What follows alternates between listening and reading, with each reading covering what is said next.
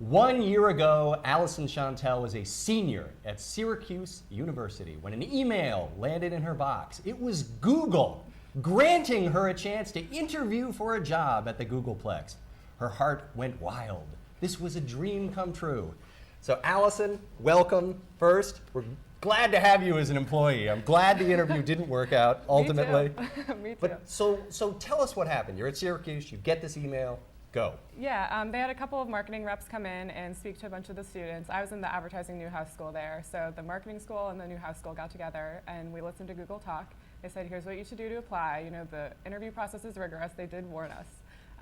And so me and a bunch of my friends were like, hey, Google, we want to work there. Let's go for it. Lots of couches, free food, oh, yeah. surfing. Googleplex sounds amazing. Yeah, I was like, oh, I can surf on my lunch breaks. Sounds great. I'll move to California. So I put together a really nice resume, worked on my cover letter like crazy, sent it in, and I got an inbox from Google. Said, hey, 2 interviews next week. For different jobs, same job? No, same job. It's just back-to-back interviews. It was for a product manager position. So what happened? So we set up everything. I had my first interview at 4 o'clock, and then I had 15 minutes in between a break. It was about 30 minutes, 45-minute interviews. And the first interview was pretty smooth for the most part, for the first half. Just basic questions like, hey, how are you? What do you want to do with your life? Try to relax you a little Right, and then they went in for the kill. Which was? Well, the first kill was from my interviewer, Oliver, and it was the question about how much money do you think we make from Gmail ads every day? And there's just so many unknowns to a question like that. I mean, there's just so many. And I did research, but to come up with an exact number, which seemed to be at the end of the day what he was getting after, was really intense. Now, you were interviewing for a marketing job? Right. So one wouldn't need to think one need to be a rocket scientist to be in marketing. Right. And I mean, I had read that Google does these brain teasers, and he even warned me, hey, these are going to test your analytical skills, and they're going to sound kind of crazy.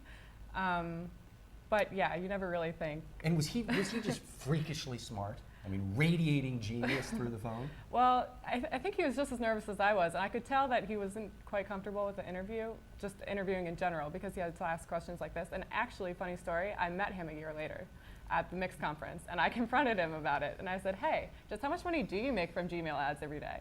And he looked at me, looked at my name tag, and was taken aback and goes, I'm so sorry, I honestly don't know. There we go.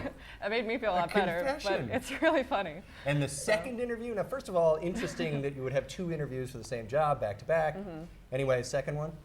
The second one was actually more intense than the first. I had a woman, and she rapidly started firing things off at me, like, hey, you've got this product, what do you do with it? Give me an ad creative right away, boom, boom.